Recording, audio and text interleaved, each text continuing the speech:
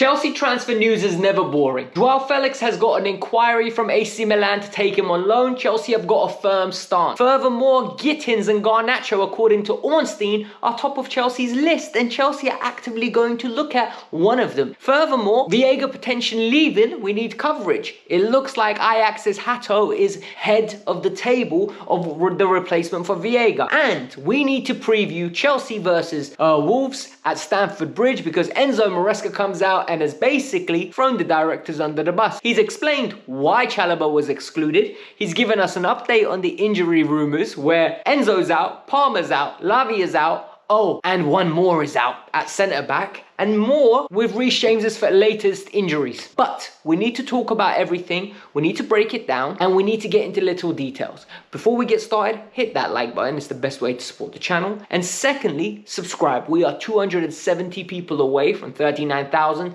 So if you do your part right now, we're gonna hit that target in no time. Literally, I wanna hit it before the end of January. Let's get started. Look, I wanna start with the Joao Felix news because I think it's the most important news. Joao Felix joined Chelsea, and he's essentially coverage for Palmer. Palmer could be injured on Monday, meaning Joao Felix should be starting in that number 10 role, and we should be seeing why we signed him in the first place. However, what has happened? Di Marzio now is coming out and saying that AC Milan have inquired about the possibility of taking Joao Felix on loan. This is a difficult one because according to Di Marzio, Chelsea are not entertaining the loan at this moment in time. They have no intention of sending this player out on loan. A sale? Yeah, if you bid the right money. We know that Chelsea literally don't have many untouchables. You bid the right money, we will sell the player. However, we're not sending him out on loan. This is interesting because a lot of people have got it in their head that he's not good enough. He can't play at this level. What I find funny is if you go back and look at his career statistics, he's a 1 in 3, 1 in 2.5 player. If he plays, he gets you goals and assists. He was player of the year at Atletico Madrid. He had a good year at Barcelona. They couldn't afford him due to his finances. He took a pay cut. He went down to £10,000 a week just to play for them. So it looks like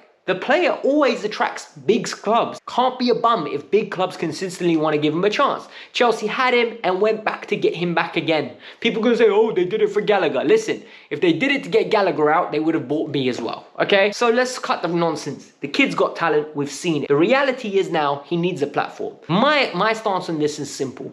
If Maresca's going to give him opportunities left wing, number 10, I want to keep him.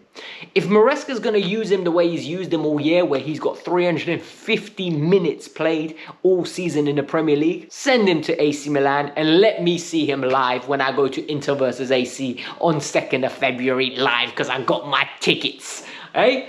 But it is what it is. I don't like this news. I want to keep Joao Felix. Massive fan. The other piece of news that has literally crumbled the fan base, yes, crumbled the fan base, is what Ornstein released. According to David Ornstein, Chelsea have got a short list of forwards that they are looking to acquire if they buy a new winger. One of the names on it is Gittins. The other person that's on the name, it's Garnacho. So, QD meltdown.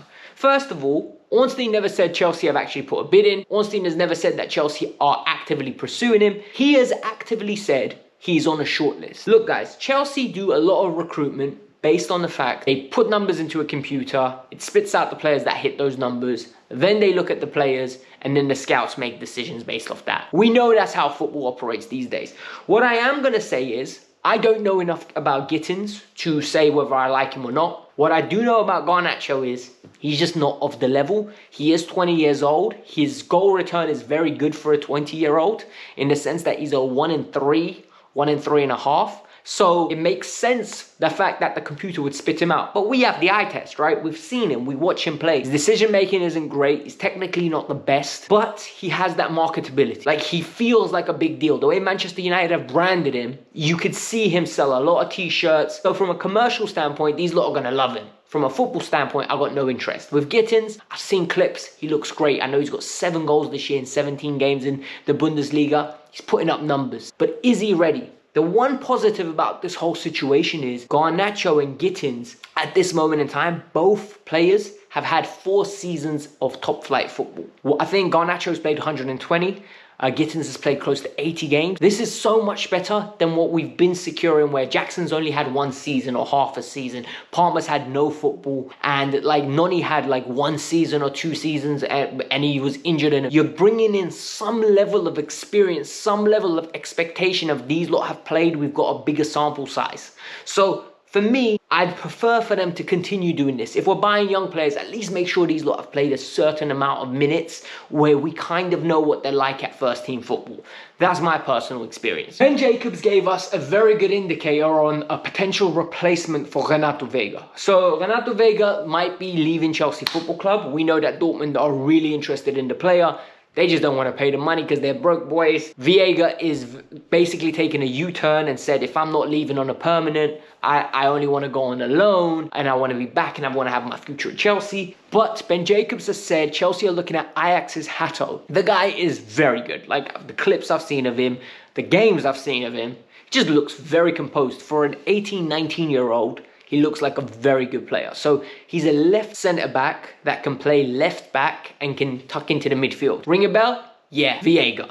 They basically want to bring him in to do the Viega role, where he's going to be cover for Cucurella, cover for Levi Colwill, and at the same time, if needed, tuck into the midfield in that inverted role. This is a good player. I don't know how expensive he's going to be. I genuinely do believe, though, it might be a deal of like 40 million. Look, they sold Timber for a big fee. They sold Martinez for a big fee. At the age of 18, he's already been captain of Ajax. They're not going to let him go for cheap. Genuinely, it is going to be a hugely inflated fee. The only good thing is this kid's upside is massive. So if he comes in, there'll be an expectation that he plays. He's already had some Dutch caps, but it won't be as big as I need to play right now, because he will understand Colwell's there, Cucurella's there, I'm behind them. I'm going to get minutes here and there. Next year with the Champions League, there'll be a bit more rotation purely based on the fact that you can't play Colwill Sunday, Tuesday, Sunday. Like, it won't work. You're going to have to rest him. Hence, the player's going to play either a Champions League game or a Premier League game. So in that aspect, minutes are going to be a lot more meaningful rather than the Conference League minutes that players are getting at the moment, and they're feeling disillusioned like they're not part of the project. So for me, this makes a lot more sense. I just don't know whether it's feasible for us to actually secure him. In regards to Chelsea versus Wolves, the press conference was very interesting, right? In that press conference, Trevor Chalobah came up. And when Trevor Chalobah came up, it was very interesting to see what Enzo Maresca said, because in my opinion, he took direct shots at the sporting directors. He said, Trevor and I spoke. I think Trevor's had a good season at Palace. He's coming back because of his performances at Palace. We know he can assist. He's trained with us before. He was training with us consistently before we went to America. He only got moved because of FFP issues. This basically tells me, yeah, Trevor was in the plans of Maresca. The directors took the initiative to get rid of it. This frustrates me. However, this is the job that Enzo signed up for. Guys, he knew the role and responsibilities, and that's why he didn't complain. But what I don't like is when we get rid of Trev and the replacements are Toussaint and Disasi. They've shown that they're not better than Trev. For me, Trev now comes back in and he's the main partner for a Levi Colwill, unless Josh Hachempong can overrule him and take his position. We need to get the balance right. At the moment, we're not getting the balance right. We need to make it look good, and we need to make sure we secure top 4. For me, Trevor Chalobah is one way of doing that. Get some experience in that back line. Go Reece, Trevor, Colwill, and on the left-hand side, we go with Cucurella.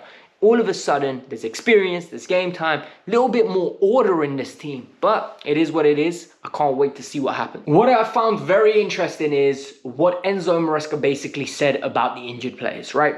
He said Levi Colwill and Cole Palmer both got kicks. This is bad news. This means they're recovering from whatever they got kicked, and they're not able to train because it hurts. If Colwill is out, I am genuinely worried about Monday's game, because all of a sudden it's Trevor and Toussaint, or Trevor and Disasi, or Trevor and Josh. And straight away, I feel like we lose something from a passing element that makes us good, because I think Colwill is our best centre-half at this moment in time. Like, no cap, people are hard on him, but he's one of our better players. And it's worrying that he's one of our better players, because at his age of 21, he shouldn't be, but he is. With Cole Palmer, I can't complain. Cole's out. You got Nkunku and you got Felix. Play one of them in the 10. You guys tell me all the time, Nkunku's a 10.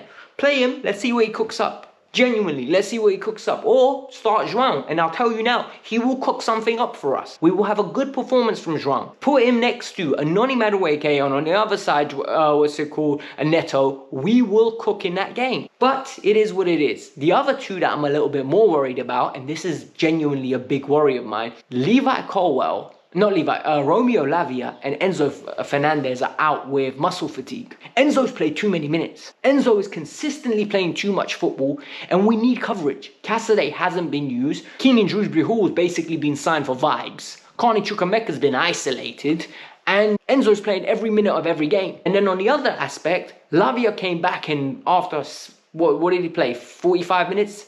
50 minutes? Straight away, the guy's got muscle fatigue. It makes sense, right? He hasn't played football for a while. His first back, his muscles will be exhausted. He needs time to recover. He can't play more than one game a week. That makes sense. However, it's worrying. It is genuinely worrying. We need to make sure, in my personal opinion, my humble opinion, we recall Leslie Ogochukwu. I watched him against Manchester United. He was very good. He could do a job for us. I'm not saying he's perfect. I'm not saying he's a Ballon d'Or winner. I am not saying he's special. I'm just saying he's competent. He can do a good, significant job for us. With Reece James, he gave us the same old blasé answer. We need to be careful with Reece. Give him 45 minutes. I don't want to lose him for a while. I need to see some bench minutes.